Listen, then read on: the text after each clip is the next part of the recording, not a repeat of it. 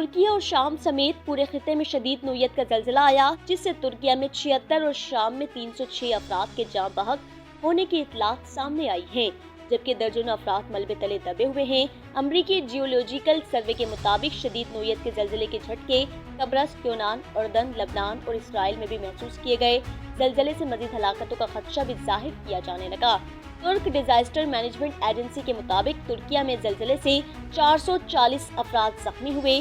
German research centre کے مطابق ترکیہ میں آنے والے اس زلزلے کی شدت 7.9 ریکارڈ کی گئی ہے۔ زلزلے کا مرکز ترکیہ سے جنوب میں نورڈیڈی کا علاقہ تھا۔ اس زلزلے کی گہرائی 10 کلومیٹر زیر زمین تھی۔ ترکیہ میں زلزلے سے متاثرہ علاقوں میں امدادی کارروائیاں جاری ہیں۔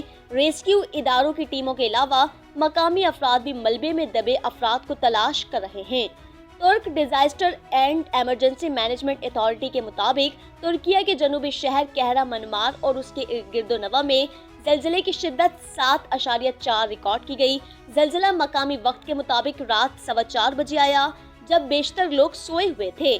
زلزلے کے باعث عمارتوں کو شدید نقصان پہنچا، لوگ خوف کے باعث سڑکوں پر نکل آ گئے۔